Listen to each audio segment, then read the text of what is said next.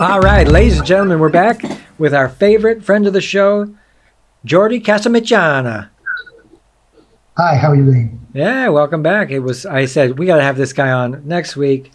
He's a zoologist and a vegan activist, animal rights activist, good, decent, compassionate, brilliant human being. Oh, thank you. You seem to me that you are also a very compassionate, decent human being as well. Right. Well, you go around telling people that you're highly empathetic. They treat you like you're handicapped. That is true. Yeah. What's wrong with this guy?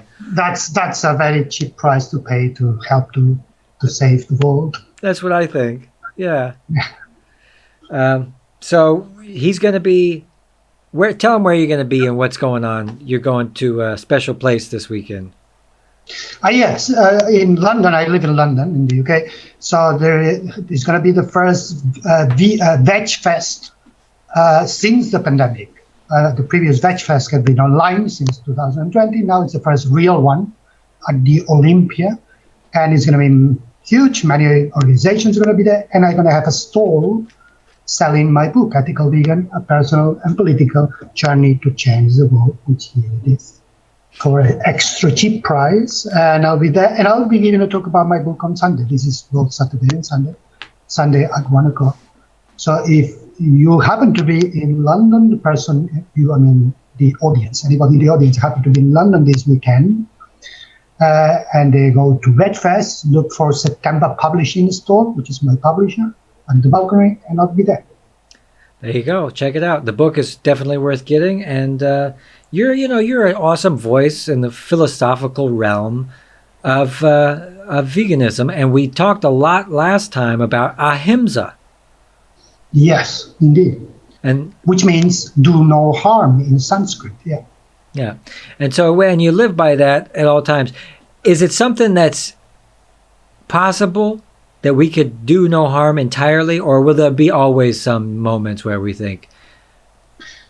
Well, ahimsa is not intended to eliminate harm done in the world. It's intended to tell humans, or whoever you're addressing, that they should try to attempt not to harm anyone as much as practical as possible and practicable and possible. 100% non-harming is impossible because you're already competing with other, just breathing the air. You can breathe in the air that somebody else might breathe instead. You might indirectly, without even noticing, be competing and harming individuals. You sit in the chair, you might kill a microbe under the chair. But it's all about the attempts you make to not to harm, within your limits, within your possibilities. So if you can do something about it, do it. That's what ahimsa says. And it's a matter of attitude as well. It's less important the end result compared with the attitude. The attitude of not wanting to harm, the wish of not harming, is far more important than the actual fact of you end up by error or any other reasons harming someone. And this is really different than other spirituality, because it would say it's not going to shame you or send you to some hell or something like this if you can't do it. You do what you can. We're all, we all make mistakes, but just always be mindful of this idea. Yeah, ahimsa has been used for many religions. It's such an ancient concept from which many religions have started to work and to appear. And Jainism is possibly one of the oldest religions, more than probably 7,000 or 8,000 years ago, started in Magadha, in the kingdom of Magadha, what is now northern India. The Jains are the ones that use ahimsa more closely than all other religions. Buddhism is other, and other religions use it, and Hinduism as well. But the Jains, they use it much more, so they're more strict about it.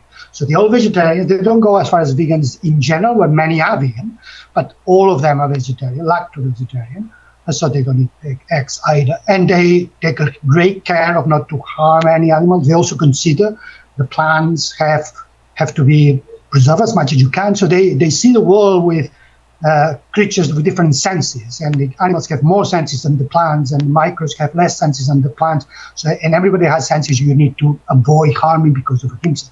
And they really take it very seriously. But they have a metaphysics, like many religions, to explain how the world works and cosmology. And they believe in karma, as the Hindus do as well. which is what you do now might affect your lives in the future, because they think in rebirth, like the Buddhists and the Hindus. They think that you're going to be born again in another creature, and that other creature could be another animal. So they feel that if you don't follow ahimsa, they're going to pay for it in the next life. So karma is going to be back. So they take it very seriously because of this. And the Buddhists, the others do the same thing.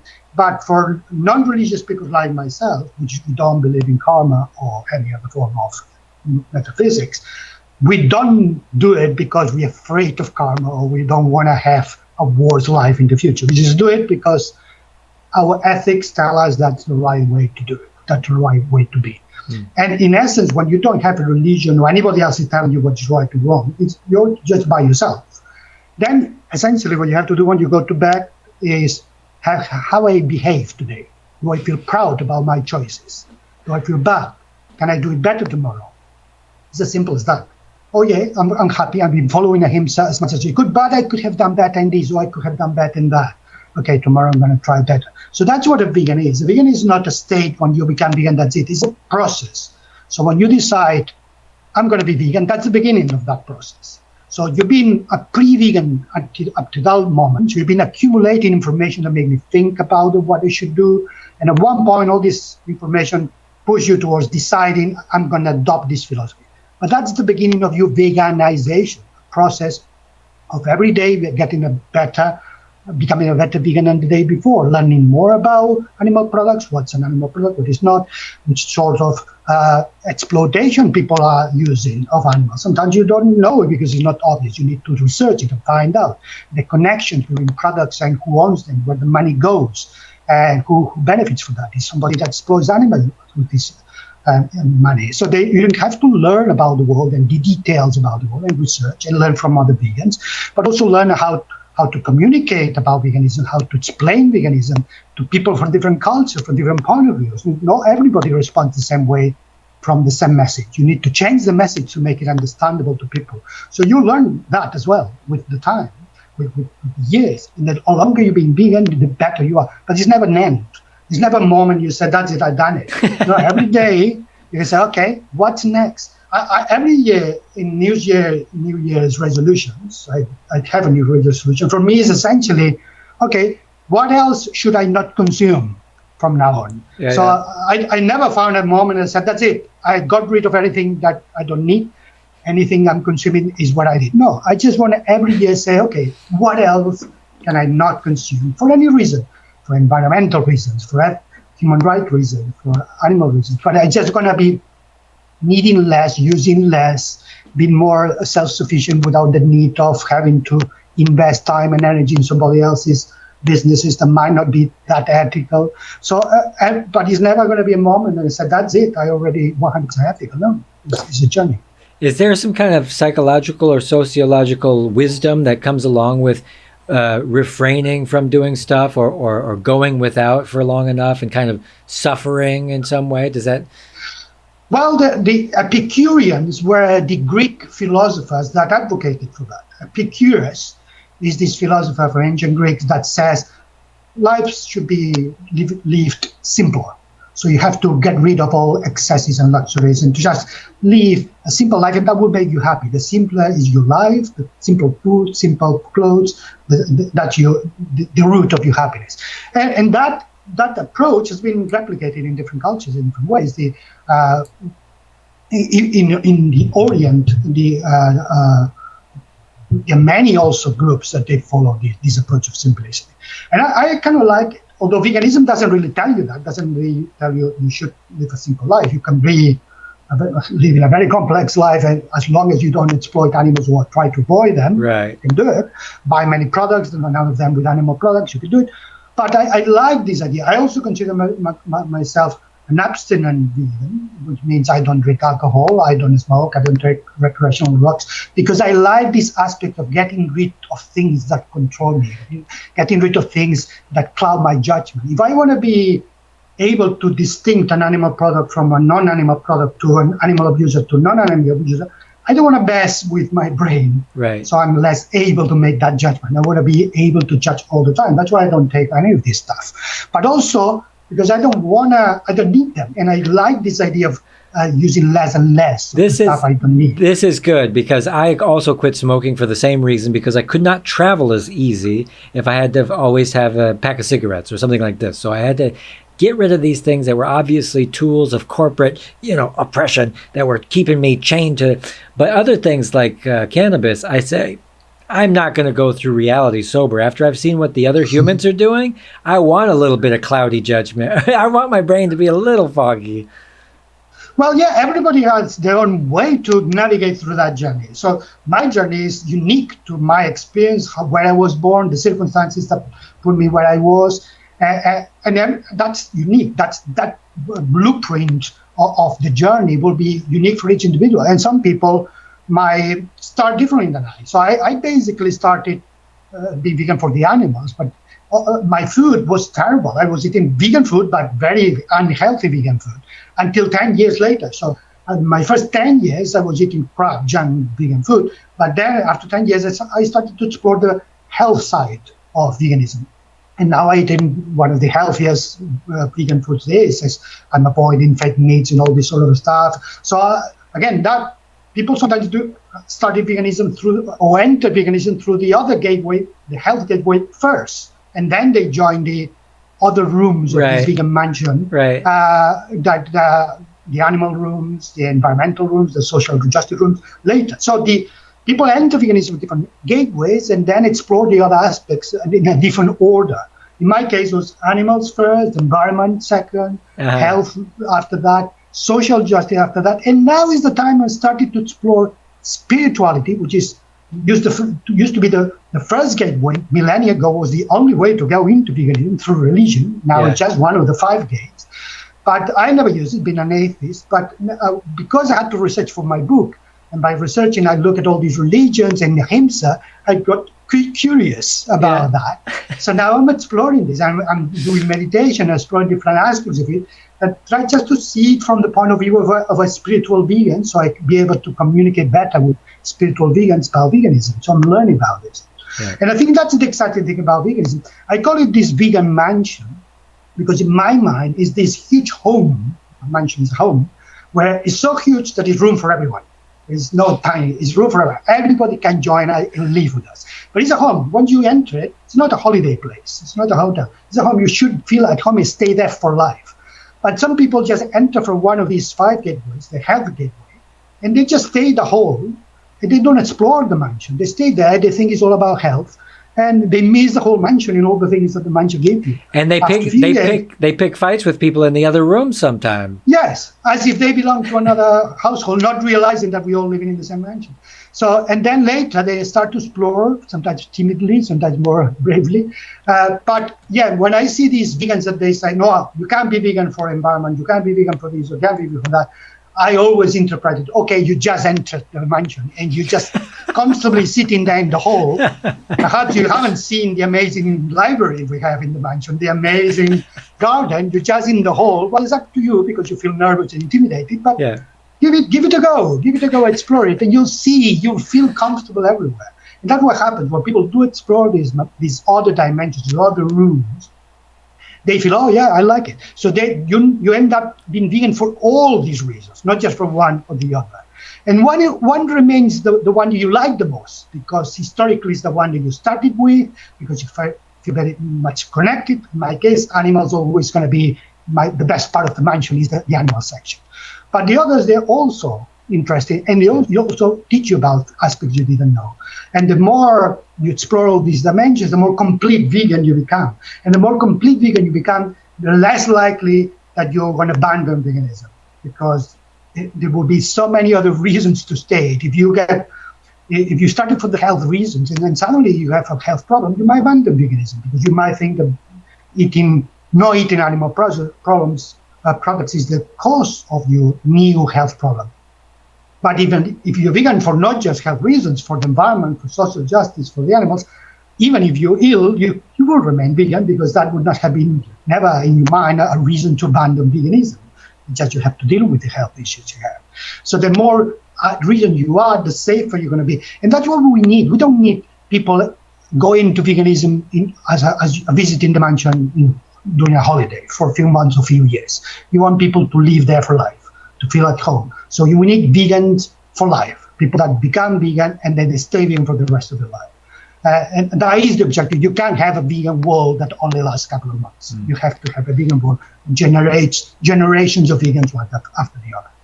Do you think that there are some people that might be incapable of understanding most of these? Like you don't want to deal with your health and stuff, but are there some people that just don't care about the welfare of animals? Or can we get to a point where the torturing and killing of animals is as random or like as seldom as human murder? You know, just to get to a point where it happens very rarely. Well, there might be people incapable. I don't know. I don't have the information necessary to tell me how capable or non-capable somebody is. I mean, the ability of somebody to deal with an issue depends on many factors. One of them is whether they are sane, whether they have a brain. If they lost a brain in an accident, only have half, a quarter, a third, they might still breathe, but they might be very unable to develop a new philosophy. Yeah. Animals that we keep together with us, living to that like dogs and cats, companion animals. People sometimes say, well, this animal is vegan or is not vegan.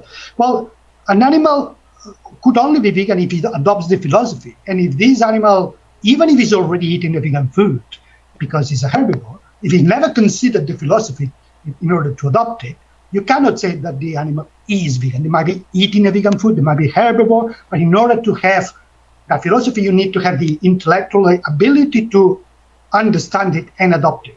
And not every animal might consider it. They might not need it because they already live a very good life. But what I mean is, when you say you are vegan and you are not vegan, we're not really saying what you do, you're saying what you believe. Right. And therefore your ability to believe, how you believe, how you understand the things around you might be limited by the ability of your brain and your senses and your information that you receive. So it's perfectly possible somebody is incapable physically or mentally to adopt a new philosophy, or has been so indoctrinated over the years that it's almost impossible to get rid of that indoctrination. That is a barrier that prevents them to go further. I mean, I like to believe that even in those cases, might be ways around it. If you are clever enough, if you're a good psychologist, if you're a good diplomat, if you know exactly the language this person speaks, there might be ways to overcome it. So I never kind of give up initially if I see somebody that I feel there is a potential. I can see somebody that expresses to me in some way the wish to be vegan, but they bury that wish into an archetypal barrier that somebody created for them, and they use it. But I can see behind that they don't like it. Yeah. And sometimes I like them to get rid of that obstacle, but I can see they don't like it. But sometimes I see people that clearly they are vegan foes. They clearly are in a situation where they live so long with such indoctrination in an environment where it will be so difficult for them to explore other things that it might be a waste of time even try to convince us.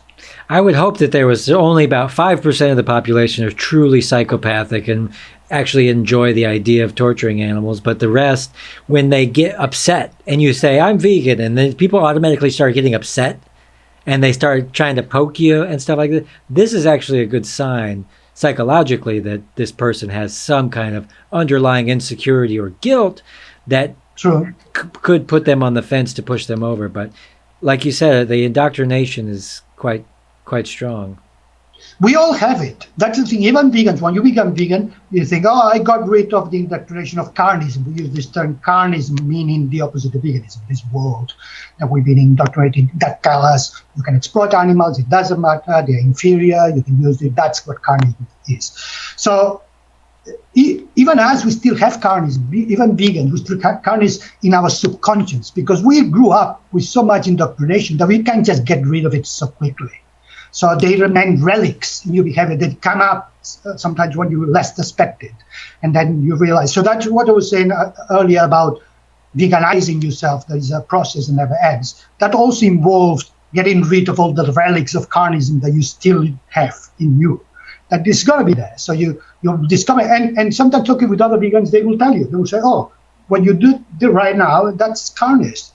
And then you think, you know what? It is. I never thought about this, but actually it is. I was so used to doing this way that I never thought about it. So it's also good for us always to point it out in a polite way, and a kind of pointing the finger in a polite way, Yeah. because we need each other to tell us, can you see any remaining of carnism with me? Because I want to get rid of it, but I don't see it because it's so embedded in my behavior, in my mind, that I don't even notice it.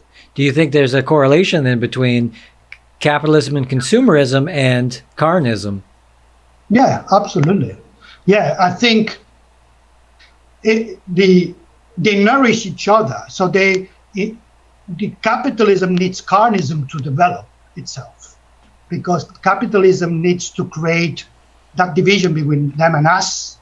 I own this, you don't own it. I sell you this if you give me that. That has to be a division. So the property is part of capitalism. Property applied to sentient beings, that's carnism. So therefore, it's very linked. So it's very difficult to imagine, in my mind, a vegan world that will retain the same capitalistic structure that we have done now. It is possible that capitalism evolves into a form yet to be discovered that is compatible with veganism, but maintaining the current structure, I find it impossible to conceive from my mind, living from here, especially because I don't have a crystal ball and I cannot see how sociopolitics will have changed by the time that we reach that new world.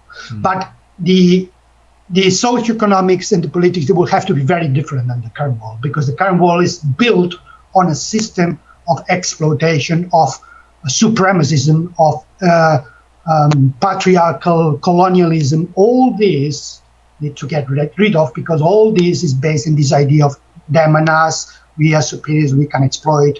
We own, you don't, I'm rich, you poor. All that is incompatible with veganism, because veganism is do no harm. Owning somebody is harm.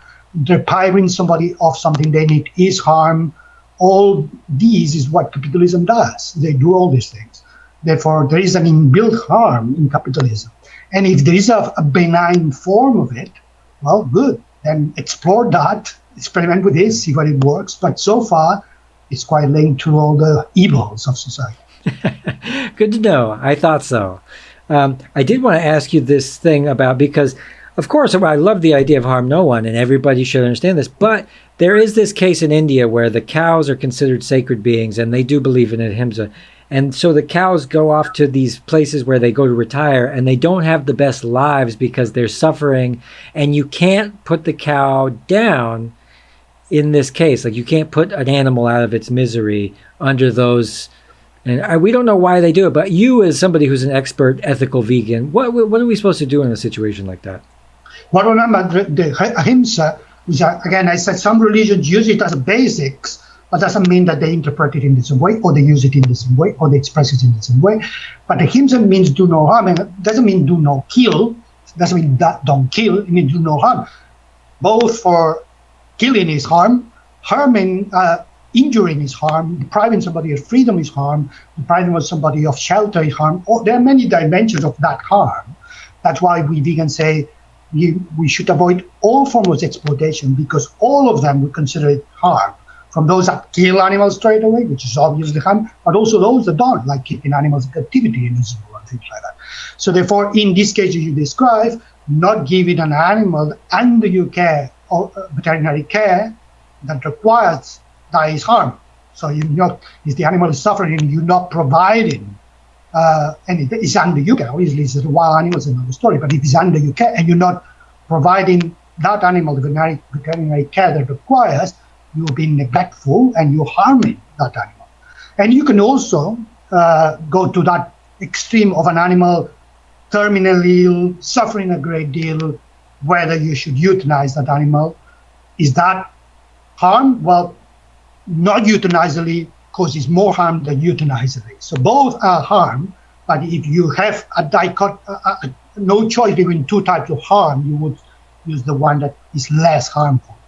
And euthanize the suffering animal that is unable to survive and is suffering a great deal, that's less harmful than leave it there suffering for ages. Yeah, and the people that are usually in there, it's a hard decision to make, but either somebody waits too long or just does it so quick, there needs to be more care and time put into those kind of decisions, because I've seen both.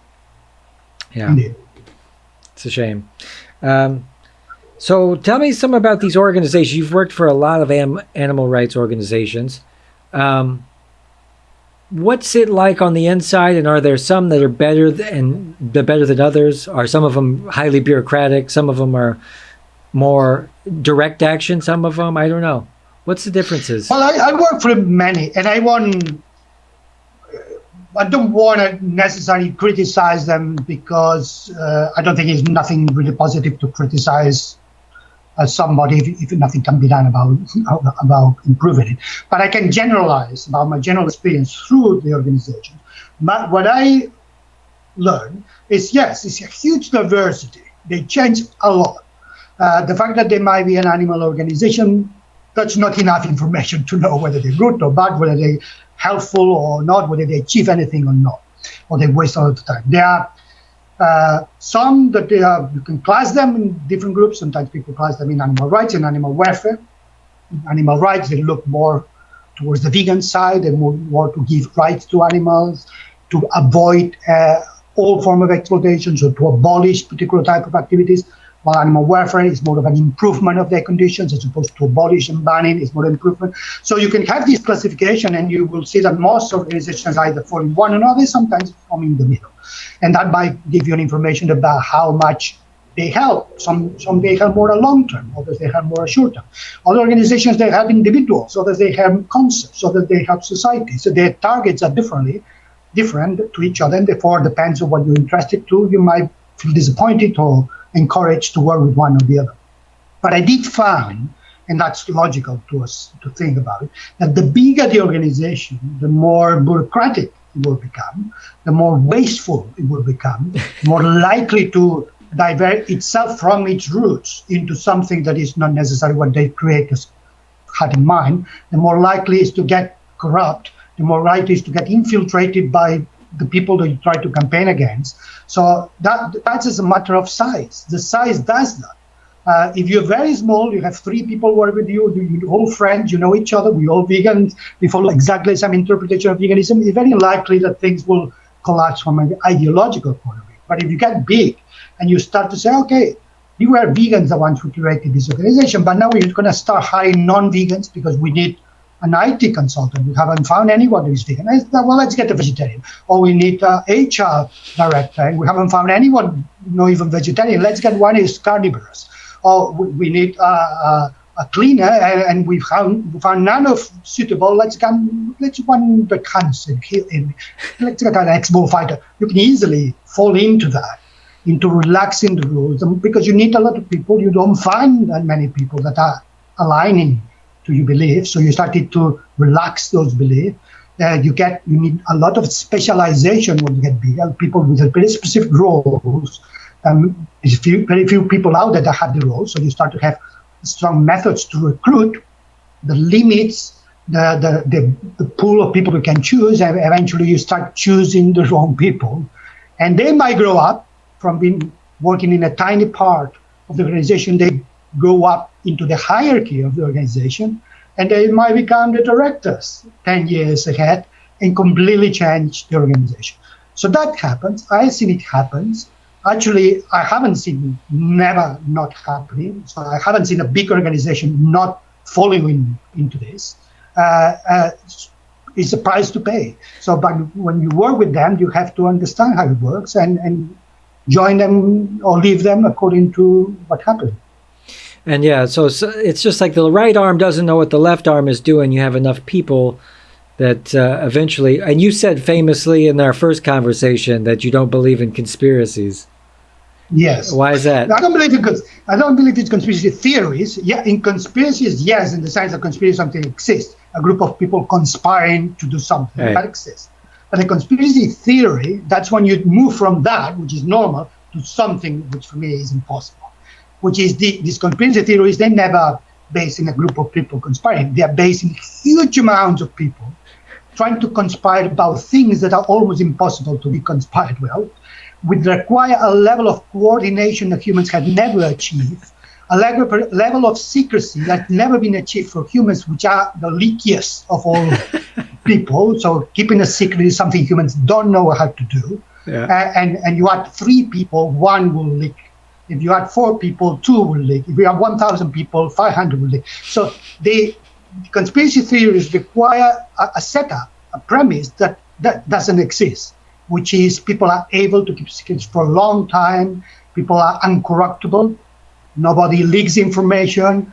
People are like robots that you tell them an instruction, it will never deviate from that instruction for life. So we will keep everything hidden in that conspiracy for life. We will never whistleblow. On your deathbed, you're not going to say anything? Exactly. So of course that doesn't happen. And of course, a part of the, obviously, when you analyze conspiracy theory, they're always obviously based in falsehoods, because they're based in very outlandish things that have very little to do with real worlds. But that independently of the fact that they are conspiracy theories and therefore likely to be wrong, when you look around, you might think perhaps one is going to be right. Who knows?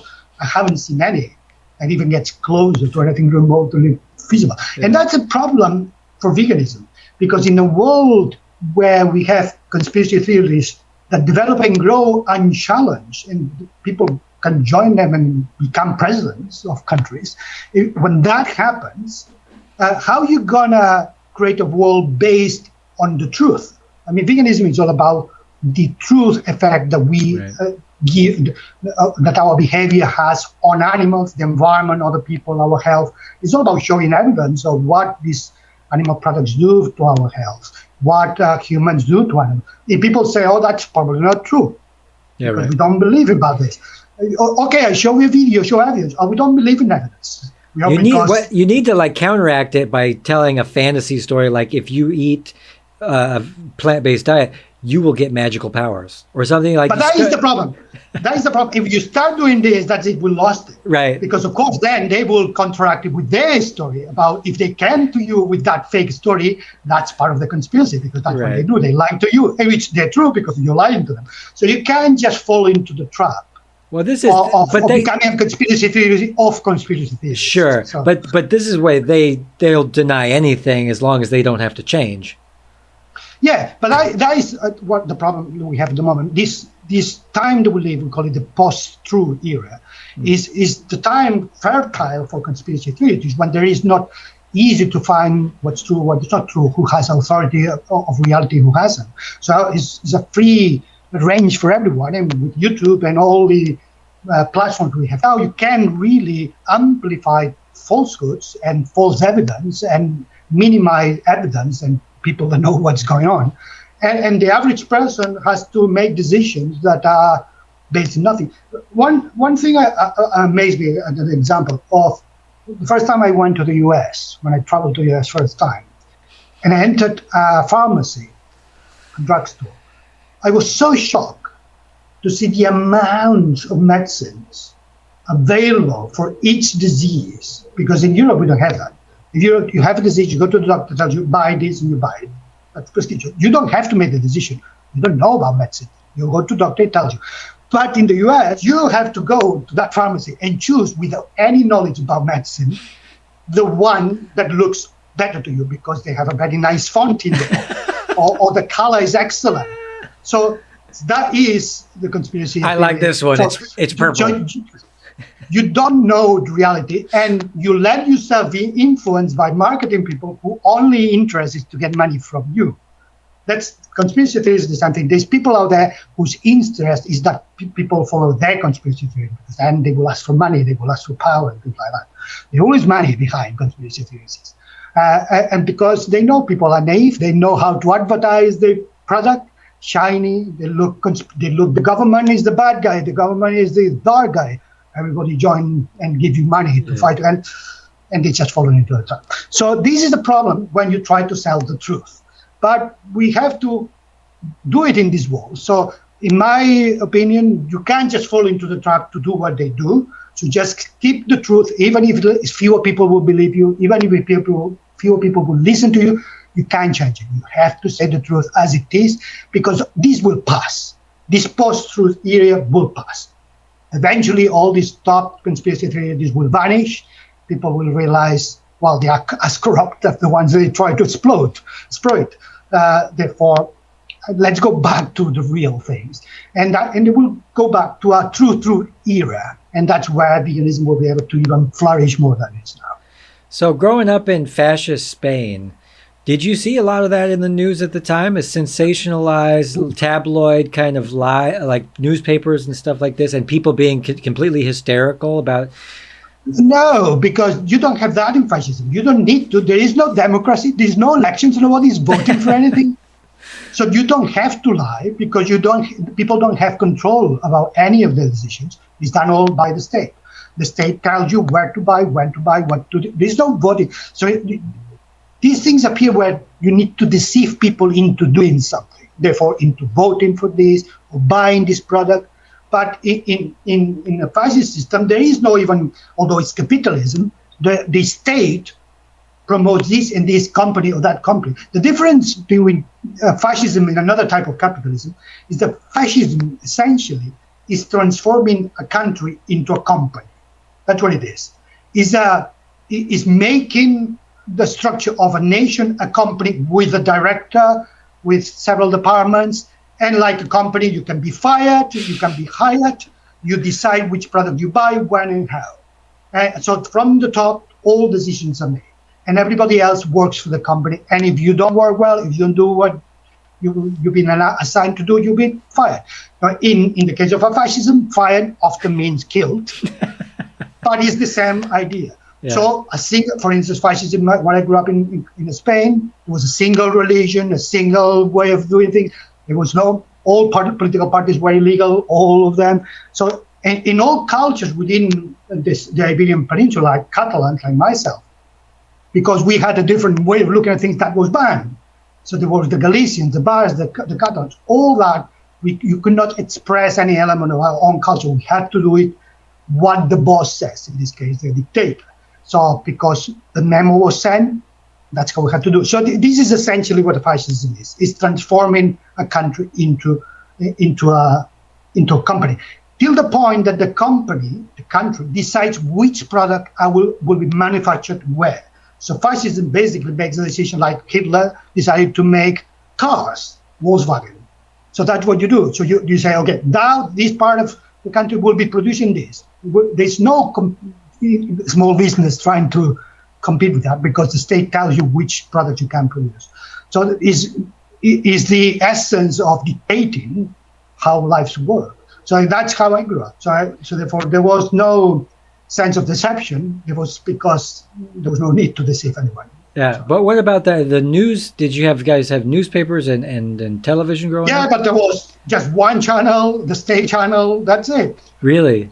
Yeah, one or two newspapers, one for each region. Obviously, you could not have any channel in Catalan. You could not have any newspaper in Catalan. I remember the first one when Franco died. I remember for each of the things that people give for granted, I remember the first one that was allowed to be done in Catalan and the celebrations of it. But yeah, there was, very simple, because that's how you control your staff. So if you're a company, you just don't give them options, you just give one message. But there was fighting. So during the dictatorship, there was terrorist groups. They call it terrorist groups. There was resistance from all the groups of resistance, like Catalan resistance, Basque resistance, and it was actual physical fights happening with bombs and stuff going on. So there was, so it was not peaceful at all. So there was the state controlling, with a lot of police everywhere controlling everything, but then also a lot of underground reaction and resistance messing with the state as well. So. What's so romantic about fascism? I don't understand why people romanticize it and think is it just playing on people's emotions? Why does it even become popular? Well, it's only become popular because it's a reaction to something bad that happened. And then a fascist leader comes with a magical solution, which that is a deception. But once he got in power, doesn't need to deceive anymore because he got in power and doesn't give it away. Right. So in the case of the fascism of the Second World War, that was the aftermath of the First World War. The First World War created an economic collapse, that people hardly survived, people were unsatisfied and unable to progress, and that insatisfaction was used by the fascists to say, we have a solution, you vote for us, and we tell you what to do. They all started with one vote, and then when they go in power, there's the end of democracy. It's always the same story. So there is the first deception saying, yeah, we'll save you, and blaming somebody else. The Jews are responsible, or these are responsible. And then it becomes a simple story. You suffering, we know who's the bad guy, that's the bad guy, we're going to solve it. Oh, that's easy. And people buy into that simplicity of the narrative. And then when they're in power, that's it. Then they don't care about you anymore, or what you think. You already vote for them. They remove the ability to vote for somebody else, and then they exercise the power of fascism. And then obviously they can go and develop in different ways, like the Nazis did it differently than the fascists in Italy, that did it differently than the fascists in Spain. But the economic structure of fascism is the same in these three countries, this control, and the deception at the beginning is the same, but they always come from a reaction of something bad and give a simplified solution. It's called populism, this term. Populism is this political strategy of identifying something as very bad, finding a simple solution that is popular among the people, hence populism, and then capitalizing on that. So, but that really insinuates and it plays on the idea that people in big groups are relatively stupid and can't think for themselves, and they're preying upon the stupidity of the mob. Yeah, true, and who can deny that that's the case? So, but I don't think it's people in big groups, people in general. So, because the size of the group cannot really have an effect on the ability of people to make a judgment, but it's the fact that people don't want to make a judgment.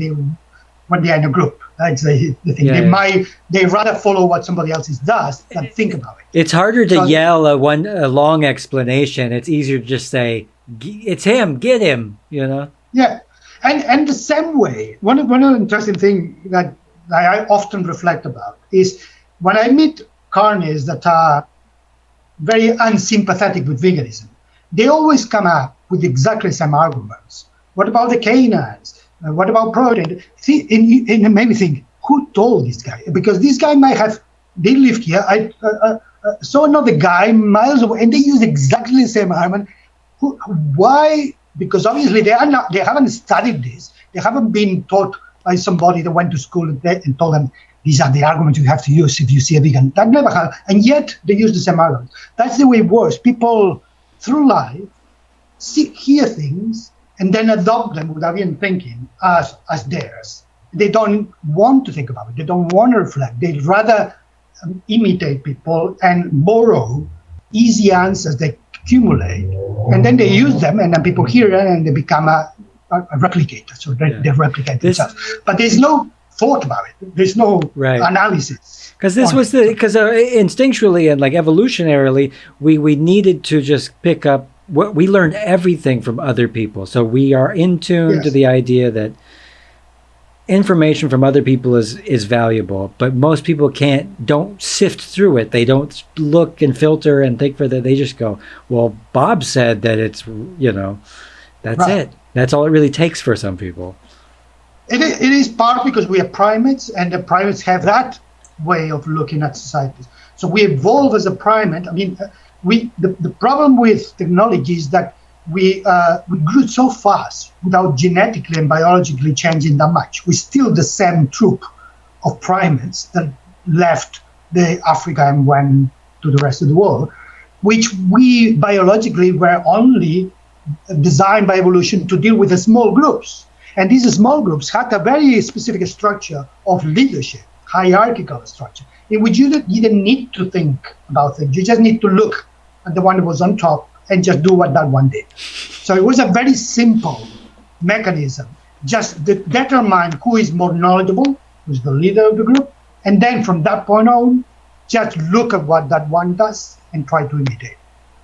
So that was the learning mechanism the primates have still, and many primates are social, almost all, and they have that.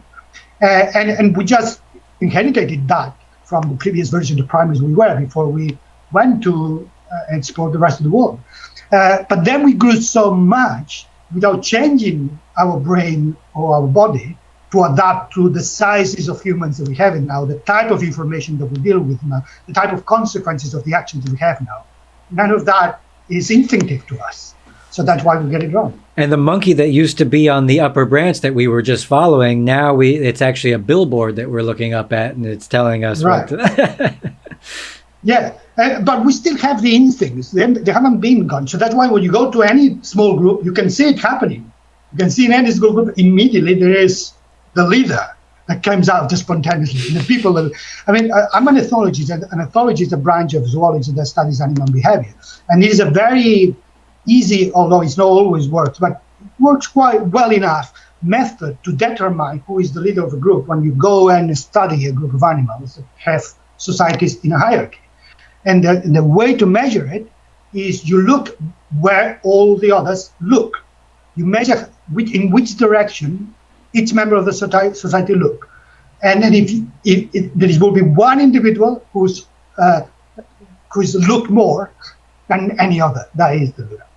So therefore, why? Because everybody else wants to imitate the leader. That's why they have to look at the leader. The leader just does the thing. And why is that? Why you need a leader? Well, it's just convenience. Because, for instance, if you're in a group eating fruit, we are frutivores, so you don't have to hunt. You need to eat fruit. You find a tree, there is fruit. We eat the fruit, what? We eat everything. So now what we do? We eat everything. We need to go to another place and find more fruit. Well, if one goes here, the other goes there, the other goes here, we're going to be separated, then a predator comes, we can't defend ourselves. We just need to make a decision which direction we're going to go. So we're going to choose one of us and say, I'm going to go that way, and we're going to just go. So that is a simple start. It's not because that one is special. It's just because we need to choose one. So we have to have a mechanism in which we choose one, and then from that point onwards, we're going to do what that one does. So when he goes to that tree, we're going to go to a tree, eat the fruit. When it's time goes to sleep, we all go to sleep with him. That's why we yawn. We yawn, and if I yawn, you yawn. Yeah, so yeah. It's contagious because we have to have a mechanism to tell, I want to go to sleep. We all have to go to sleep. So that the leader yawns, everybody watching that yawn each other, and they go to sleep. So it worked. And so that's why it evolved, because it didn't need to be one special. It didn't need to be imposing force. We just need to coordinate behavior because we are frutivores. We need to move a lot in the environment. We need to go and find places and negotiate with situations where there are many options. We need just to choose one. Other animals are carnivores or predators, so they need a different type of look at the world. They need to be very focused, need to be camouflage themselves, not to draw attention. Social animals, primates like us, no. So therefore, we still that frugivore. That's why we thrive in vegan diets, because we are frugivores that eat fruit. They're not carnivores. We don't have any of the biological and mental abilities that carnivores animals have. So we still get frugivores, but in bigger groups, with bigger trees, more complex places to be. But if we reduce all that and we put us in groups in camp or holiday, the whole structure develops itself spontaneously because it's biologically there. And so there's a lot of truth what you're saying as far as the mob. Then that means the mob isn't just stupid. There's just so many people that when a group gets to a certain size that there's too many people that it can't stay cohesive. Yeah. And also obviously because it becomes more complex when we have a group influenced by another group influenced by other. So because we are not isolated, we have so many levels of connections and influences, economic, racial, political, also sort of things, that it becomes impossible to negotiate from an individual point of view, to be able to understand the whole thing. So it's overwhelming. So you basically end up following him because you can't process it. It's too much. It's too much information happening. And they basically synthesized whoever would have started the trend in a small group. Now it's synthesized to the point where it's advertising, billboards, yes. Stuff like this. And for whatever reason, it's successful. I was just talking to my wife today about the proliferation of people just buying whatever they see. Like Homer Simpson, he's driving along and he see it's new billboard day, and he's got 4 new. He goes out and he buys everything that he saw on the new advertisements. We gained some kind of satisfaction out of kind of the conspicuous consumption and like my success based on what products I can consume. I think it's more than satisfaction. I think we're addicted to it. So it's a certain level of satisfaction as an addiction person is. When you're addicted to alcohol, you drink alcohol, you have satisfaction because you found what you're craving, but it's a corrupt satisfaction. It's a satisfaction you deep down don't want to have, but you're trapped into it. So I think it's the same thing. So we are trapped into the system of consumption and having more, and thinking that your happiness comes from property. And it is.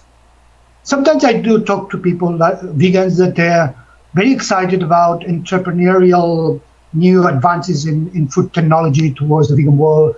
And I would think, yeah, but it's still so based in the idea that someone rich in the valley in California will invent something and will be the next Elon Musk. So it's still based in the wrong framework. So that is not the solution. That might give you a short solution, an exciting perspective of seeing how the vegan world is technically possible, but we can't base it on that. We cannot base the future world in Elon Musk types of people, even if vegan versions of them. We can't do that. I want to make that clear to everybody that technology is not actually bringing us towards a utopia. It's actually taking away every part of the utopia that we already had before we started off with technology. But we can turn it around. That's what I don't think is the system more than that technology. You can have a system that uses technology right. It's the system that uses technology wrong. It's not the technology itself. Technology is the tool. So a tool, you use it either right or either wrong. The system that uses the tool now, which is a capitalist system, use the tool for growth, for power, for domination, for patriarchy, for colonialism. Of course, they're using the tools wrongly, they're creating wrong things. But it's not the tool the problem, it's the people and the system using it. But if you change the system, that's why, for me, the vegan world is not going back. It's not getting rid of technology, going back in prehistoric times. No, it's using the current technology to get rid of the system. That is the old system. It's both technology and the system are old, but the technology can be used to remove the system. Yeah. So that means, yes, advances in technology and to give you planned versions of things, yeah, that's good. But if the system is still a rich guy that will dominate that, and you have to pay that guy money to get that product, that is the wrong aspect of it. So it's not the advances of innovation of vegan technology what I'm against. Is the fact that it's still within the capitalist system in which some particular people get rich from this and limits the use of others, and they will. And this brings up a great point, is whether or not people will always inherently be that way. And like we said last time, I think we were talking about how just the flaws of humanity get imprinted on all the systems that we create. And can we ever avoid that 5% of the monkeys will want to try to steal all the bananas and keep them for themselves? Yeah, I think whether it's possible to find a solution is speculation and nobody knows. I think from a point of view of people like me, I like to dream in a vegan world, which is a dream, but I like to do it, and I think it's necessary to know which direction to go, but I don't have any claim that my dream is likely to be reality, or I don't have a crystal ball or any ability to guess better than anybody else how that world will be. But we need one direction to go, and then see whether that's the right one.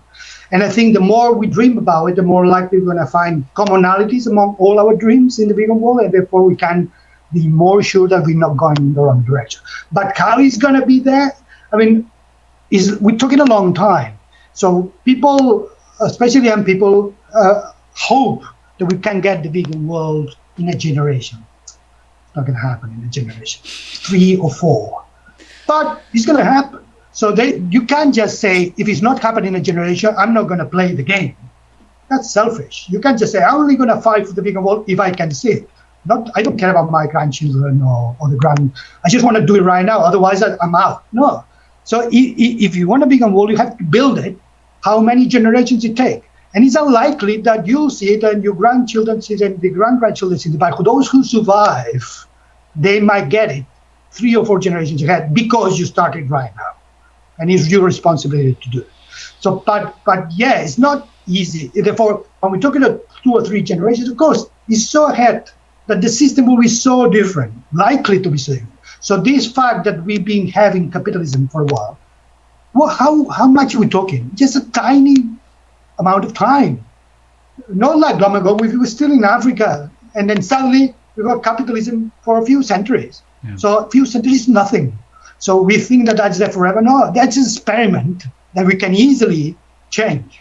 We can easily say, yeah, we lived it enough, we see it works, we develop some technology, but now we're going to get rid of it, use the technology to do something better. Yeah. So it is possible. It's possible. Yeah, everybody out there, it's 600 years or so of capitalism, kind of ideas. 500. There's only about 200 years of the industrialized revolution, 10,000 years of agricultural revolution. Before that, we were just walking around, but the rest of the time, you were naked, walking through the woods, eating berries, and not hurting anybody. Yeah, there is an author called Daniel Quinn who has this book called Ishmael. It's fiction, but it's a very interesting book. And he talks, is a social political analysis of society from a fiction point of view, but tackling real issues. And he has these terms, the takers and the leavers. And I think there's a very interesting way of looking at it. He says that at one point, going back before civilization as we know it, before industrialization and things, the people were, this political and social structure were the structure what they call a leaver, somebody that leaves things, only takes what it needs and then leaves the rest. So the whole structure was about leaving most of the stuff untouched and just taking what you need. And at one point, those become the takers. Let's take stuff, even if I don't need it. And the beginning of the takers led to who we are today. So today we are a taker civilization who grew up from another taker civilization. But at one point in the past, we become takers from leavers. And leavers, we're still able to be leavers. And I think what we need to do is we move away from takers and become leavers again. Because we were leavers before. We actually were leavers longer than we have been takers. Therefore, we're still capable of being leavers. So they would just do it. But the problem is, with so many of us, that we can just switch a button, push a button, and become immediately a leaver. We need to transform ourselves back into be leavers by changing gradually politics and economics and everything. And that seems complicated, but I think the idea of the vegan world gives you a shortcut towards that. The vegan world gives you a simple approach, simple theory, a simple belief, ahimsa, to focus on. And if you do that with all your energies, in all your efforts, it will lead to that legal world sooner. Yeah. So even we were talking at the beginning how veganism can make you start looking at other things, even if it's not related to living beings, that you just understood the value and effort that was put into something. You say, well, I don't want to just use up stuff. So it leads you on to being anti-consumerist. Do you abstain from going and buying the latest new shirt, even though it may be made out of cotton or polyester? It's a process. So I would say yes to this question, but I would say no if you had asked me 5 years ago. So it's a process. So I'm gradually buying less and less stuff, and saying I'm never going to buy these things anymore. Clothes, I was trying to see what I could live for the rest of my life without buying any more clothes. But I failed when I realized I had to buy underwear. Right. Because that doesn't last. But the rest of the stuff, T-shirts, and all that, I'm going to try never buy one again. Awesome. I have enough. I have enough now. So I'm practicing, but I'm doing it gradually and making mistakes and then realizing, oh, shit, I need underwear or I need socks. Right. Things that I never thought before. And then learning how to overcome those problems. But the idea is every year in consuming less. So essentially, I aiming to do three things here where I remember. One is consuming less in quantity. The other is consuming better. I mean, choosing better people to buy the products from, more ethical people, be more aware about fair trade, about racism, about all the other things. So be an ethical buyer. Just consider not just the product, but where the money goes, and do it better. And the third, consume kindly. So therefore, not just consume and buy things from ethical people and fewer things, but also buy it from the people that needs it the most. because they need to survive. And think about that. Not just think about me. Think that some people, it's the only way to get money. And if they don't get that, they can't eat. So you better buy them from them than from another person. Look at which are the marginalized groups. For instance, I don't celebrate Christmas. I don't buy any Christmas paraphernalia at all. Never put it. But if I found somebody that I can see this person only sort of income is to buy a ball from Christmas, I would buy it. I would not use it just to give the person the money. Yeah. So that's the kind part of it. So I think that's what I would like to say a few years ahead. Yeah, I improved in these three approaches. Yeah. And the unfortunate part is that most things that you buy have what's called planned obsolescence, where corporations actually make it so it's going to break in a short period of time to where you have to come back and buy another one. So they're planning for it to be obsolete or, worthless. So it is tough. But, I bought some T-shirts about 10 years ago, and they're still, Yeah. Today, I show you this. This arrives today. The zip. Oh, again, okay. I got a jacket where I tried to repair the zip. The zip didn't work. Do I buy another jacket? No. I just buy a zip.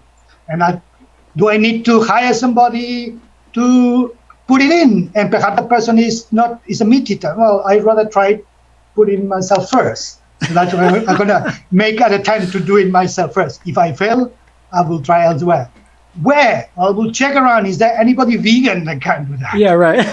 So I'm not just going to go with the first person. So that's the process. This is the kind of process. So you're setting the bar very high for everybody out there to try to compete. If you want to be ethical, just watch this guy. He'll show you how to do it. Well, it was not a coincidence. Well, it was a coincidence, but it was fortunate that I was the person that led to ethical veganism become a philosophical belief in the UK, because when I had to be on trial or litigation, I had to tell the judge everything I do and persuade the judge that I do it all the time, not just for food, in every aspect of my life. There was a central part of my argument for the judge to say, yeah, you are a genuine ethical vegan. So it was fortunate that I already do that.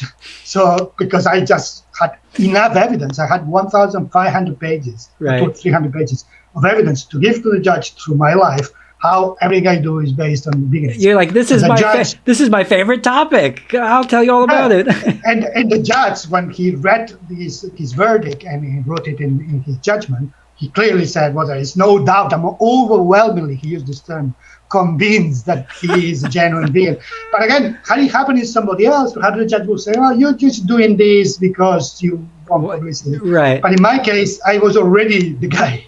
So it was fortunate that happened to me. I was fired and not somebody else. Yeah. Because somebody else might have lost the case. So I wanted to let people know what happened. Basically, you blew the whistle on something that was happening in an animal rights organization. They tried to fire you. Is that? No, they fired me. They fired you. And then you took them to court and you said, you can't do this. But through this court case, what year was this? 2020. Well, the court case started in 2018, but it was 2 years litigation. And in what it had to happen is before my case progressed, because what I claim is that I had been discriminated because I was vegan. And the law that deals with this is the Equality Act 2010 that says you cannot be discriminating these people for gender, for sexual orientation, right. for race, things like that. And I said, well, I am vegan and I've been discriminated because of that. Now, this law says that philosophical beliefs, which is not the same thing as religious belief, also qualify as a protected class, as long as a judge checks the belief and fulfills a series of characteristics. So every time there is a new belief that is claimed to be protected, a judge had to come and do a separate trial, a pre-hearing, so look at that belief, analyze it following a series of conditions, and if it fulfills them all, then it declares that belief protected. So that veganism had never gone to court before me. So therefore, I was the first. So I was the one that had to say, I want my belief to be tested by the judge. So there was then a judge in a pre-hearing in 2020, at the early 2020, looked at my case with all this evidence I just described, and he said, yeah, two things, you are really a vegan. And the second thing, yeah, it fulfills all the conditions overwhelmingly. Yeah. So now you believe is protected. You are entitled to claim discrimination under the Equality Act. So then my case continued, me saying, now that I have this protected belief, I claim I was fired for that, and I was successful as well. Boom. And then immediately they want to settle because they realize that they are completely wrong. And so what happened, and the point is that you blew the whistle on something that they should have done, being that they were there to protect animals, and you held them up to a high standard, and they tried to fire you for it. And so you turned around and you bit them in the ass a little bit. Yeah, I like to rather than bit them in the ass, because I think I was forced to do it. So it's not that I planned this. What I did is I seized the opportunity to make my misfortune the fortune of everybody else's. Yeah. So I turned the bad thing happened to me, which is terrible. I felt terrible when I was fired, and into something positive that everybody was benefiting. Because obviously what happens is my belief was protected all ethical vegans. And I use this term ethical vegans because that's how it was defined by law, meaning somebody that follows the definition of the vegan society to the full, not somebody that just eats a vegan diet, right? Somebody that follows veganism to the full. So, and that was the first time in history in the world where basically the veganism has been legally defined. So it's the first time that the judge says veganism is what the vegan society said in the definition. So now we can say that, but we use this term ethical vegan to prevent people that use the term more loosely to get confused. Yeah, so, and everybody out there, is really important, if you live in the UK and you're a vegan and you get in any trouble at your work and they want to make fun of you or give you a hard time or fire you, you remember the word ethical vegan. You're not just vegan, you're an ethical vegan. And you're protected against, and it's basically like sexual harassment or racial discrimination. They can't mess with you anymore. You're protected from three things. Okay. Discrimination, harassment, and victimization. So discrimination is treating you differently than somebody else because of your beliefs. Harassment is basically making fun of you or things like that, to the point that you feel harassed. A joke that you just don't feel that harassed, that's not going to do it. It has to be proper harassment. And victimization is basically if you complain about any of the other two, and then because you complain, you're fired or something bad happened to you. You've been victimized because you raised the alarm when you complain. So essentially, if any employer or any public services, because the law covers both employers and services, public and private, so any provision of service. So if you go to a pub in the UK now and you see a sign that says, vegans not welcome, that's breaking the law. But it wasn't before my case. But that's very important. You cannot use this law, and some people have been trying and it didn't work, in order to promote veganism beyond what is acceptable in the workplace. You can just say, I'm untouchable now. So I'm going to stop my job and do a vegan demo here, and then you're fired. Well, then you can't use my law, because that's not discrimination, because nobody else could do that as well. Yeah. So you've been fired as anybody else would have been fired if they did that with their religion or anything like that. So what it does is put it at the same level, but it doesn't give you extra protection. Right. That's even more protection. So you can claim things. For instance, you can't break the law and claim this protection because you already broken the law. Most people don't break the law, so you can't apply for that. So there was a case recently that somebody broke the law and tried to apply my protection. It didn't work. But there was another case where somebody went to work at a subway in the UK, and the boss mocked that person with putting meat in her face and many other things. She took them to the employment tribunal, used my case, and won. So it works sometimes, it doesn't work, but you cannot abuse it. That's the thing. Yeah. So it doesn't give you more power, it just give you equal power. What a beautiful legal precedent. And the good thing is now people in other countries say, why don't we have that? Right. Why don't we do it? So and they get in touch with me, I explain how to do it, because all my evidence is available for everyone. And they see what they can develop. And in some countries it's easier than others because the law is already worded in such a way that makes it easier. Others more difficult. Canada is some of the states in Canada, Ontario, could happen soon. There is a case happening right now. Some countries don't have what we have. The Equality Act is good because it has this word philosophical belief explicitly written there. Some countries don't only have religion. And then veganism is not a religion. But some, like Ontario, says religion and creed. And creed is something like between a religion and a philosophical belief. So they might be able to argue for that.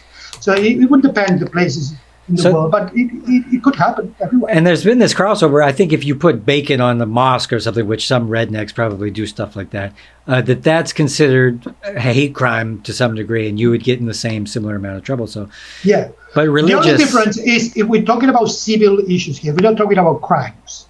So we're talking about discrimination, all that, litigation. That's civil law. That's not criminal law. Okay. So hate crime is a crime. It's a criminal law. So veganism is not a hate. So being against a vegan is not a hate crime.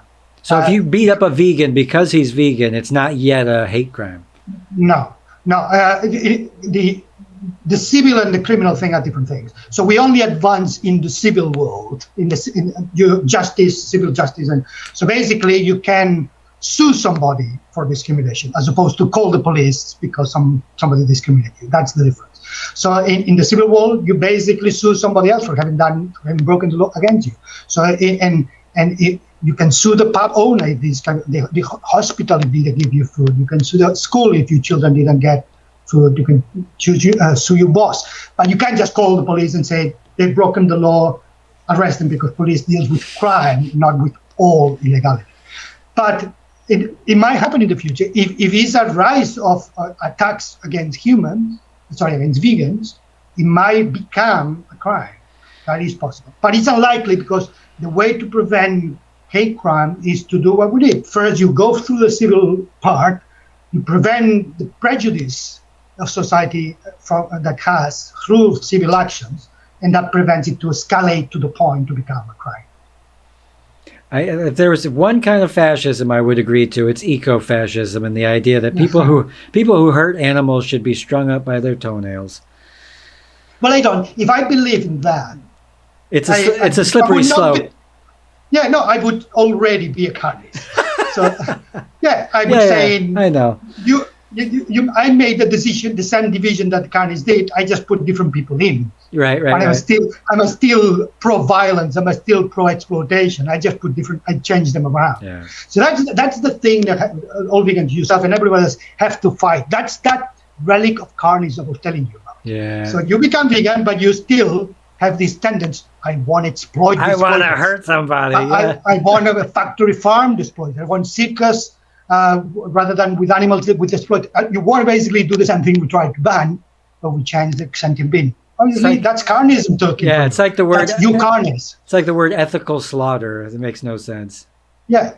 So therefore, that's the first thing you have to fight for as a vegan over the years. This tendency to do to other humans what humans do to animals, because that's still. Then you're going to be falling into the same thing. And when you recognize that problem, then is when you start to apply the hymns appropriately. Because that is when you say, look, I actually got rid of this need of violence. So that I was put into my brain and I was still applying it and guided it in the wrong direction. I finally got rid of it. So I'm not longer a slave of violence. But surely you've been upset in the past on your journey through watching animal rights issues. Absolutely. And that is a journey. So I try to be a better vegan every day. So that was my first years. I was like anybody else, having the same attitude. So, but you grow, you learn, and that's the thing you learn. So that's the advantage you have now. So you and everybody else don't have to learn by yourself. You can look and talk to me and others who've done it, and learn what the process has been. And I had interviews with people that have been vegan for 50 years. I did an article about vegans that have been vegan for 50 years. So I interviewed 5 vegans. You learn so much about that. And I know many that have been longer than I. But when you do that, you see where you're going to be in a few years. And you realize, I'm not even halfway there. There's so much I need to change. So. Well, you're my new spiritual guru. You're going to walk me through everything I need to know so I can get better, because I wasn't always vegan either. So it's been a long process of acknowledging that compassion. But yeah, you talk about somebody who's been vegan for 50 years, the great Ronnie Lee. Shout out to fantastic human being there. Great. Absolutely. And he was not one of my interviewees because when I wrote that article, he was only 49. Oh, really? So he couldn't make it, but now he's made it. Others. Yeah, and he's great because he's all those people over 50 vegans. These are living proof. It's just fine, and it's awesome for you. And yeah, but it's not just that. We should not look at them as survivors, because of course meat eaters would say something like that. Like, yeah, but that's thinking that was they try a horrible diet and they survive for 50 years. No, it's not that. Then the good thing about that is to learn about how you change as a vegan from day 1 to day 50 for 50 years. So what progress you make along the line, which obstacles you overcome, how you deal with it, how you learn. So all these things that new vegans, they haven't got the chance to experience yet. Because it's that vegan mansion I was telling before. If you live 50 years, you have chances to visit the vegan mansion. Yeah. And rooms that nobody ever explored yet. Yeah. And you can go through it. But if you just arrive, you have no time. You just got 2 or 3 rooms. So so it's the experience. A lot of the things I do in my writing is just try to pass that experience to younger generation, saying, look, veganism is the beginning of something, but it's something that you can just assume that you're going to know how to do it. You have to practice it. You have to learn from others. You make mistakes, you learn from them. You don't have to be too strict to yourself. If you fail once, stop veganism. No, everybody fails at one point. We make mistakes. It's a process. It's a process that it's not a journey that leads you to veganism. No, it's a process that begins with veganism and never ends.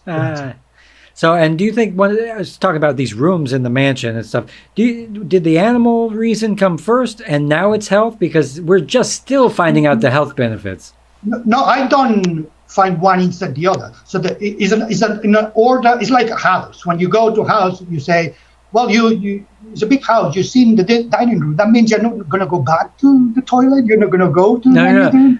No, once you go, anything. So my animal rights was my entrance to veganism. So everything was just animal rights. And then the next thing I started to explore was environmental. Then that means from that point was both animal rights and environmental. Then the next thing I started to explore was health. Then was both animal rights, health, and environment. Then social justice, and now spirituality. So it's adding places to visit without abandoning any of the others. So come in at any time, go in any direction you want to go. You can do this one, that one, this one, that one, but check them all out over time. How did the people that were over 50 vegans, did they look pretty good? They age pretty good. Yeah, because some of them, they were much more than 50 vegans, so not just 50, but 60 or 70. Others were older than others. So yeah, they were all okay. But for me, I didn't expect, because they were talking about older people, I didn't expect them to see them young. They look the age they had. But for me, the most interesting thing is to learn in the early years, far beyond before I started, the difficulties they had to overcome that we give for granted now, being the only vegan in the village type of thing. Yeah. And they, in an environment so hostile to them. But for me, the good thing is that they almost all end up in the same place, having visited all the dimensions, as opposed to just staying where we started. They all enrich themselves, and they all kind of then moved away from processed foods and all these other things. So they all kind of, it's a logical conclusion, because when you explore the health rooms, then the food that is not healthy doesn't really appeal to you anymore. So it's exploration that transforms you, changes the way you deal with it. And like we were talking about before, where it leads you to anti-consumerism and stuff. That's incredible. And those people, that's a real brave, critical thinking human being that does that. Yeah, but again, they haven't died, therefore they still have places to go. They have to. It's not that they found the perfect way. No, many of them, they haven't explored some of the new social justice, for instance. It's rooms that always existed in the mansion, but was neglected. Nobody was, that door that led to that part of the mansion, nobody was using it. And now it's open. So everybody goes and explores. It's very exciting. Some of these older vegans, they haven't even gone there. Yeah. So they have time to go and explore that. Oh, there's all kinds of stuff. Vegan weightlifting, vegan, Yeah, but also, I mean, intellectually, again, so many people are religious before, after, or during becoming vegan. So that again, when you become older, some people become religious only when they become older because they're afraid of death and so that. But they don't have to find other weird religions and abandon veganism. There is always room in the spiritual section of the vegan mansion for all religions. All religions could be interpreted from a vegan perspective as well. And that is the interesting thing, because many they do that. Many they explore religion or spirituality in the later years from a veganism angle, which is good because it does exist. You don't have to force it. It is part of its religion. But that is the exciting thing about veganism. If you make it like that, if you make it a comfortable and welcoming mansion for everyone, that is when people stay. If you don't, if you put too many barriers and you gatekeep too much too strongly, or you only want people that look and think exactly like you, well, you're going to have a nice little club, but that's not going to be a mansion for everyone. Oof. And therefore the vegan world won't come, because you need everyone in the mansion to get that world. This is very important what he just said, is gatekeeping, beating your head over with the dogma, trying to shove it down people's throats. Take it easy, kids. Take it easy. Nobody likes that. You're gonna drive them away. Well, Jordi Casamitjana, one of my good friends, zoologist, vegan activist, extraordinary human being. He's going to be in London over the weekend. Go to Veg Fest. Yeah, it's possible that people that are watching this has already passed. I don't know whether you're trying to publish it. Right, yeah. But it doesn't matter. Yeah. We'll try to make it sooner than later, yeah. Okay. Yeah, we'll see. Well, look out for him either way. Go to the website, check it out. There's also his book, Ethical Vegan, A Personal and Political Journey to Change the World. Great guest, great human being. You come back, you do it in a few weeks or something. We'll do it again. I don't care. We'll do it again sometimes. We'll see. Okay. We'll see. Yeah. We'll keep it spontaneous. All right. Wave goodbye. Bye, everybody. Bye.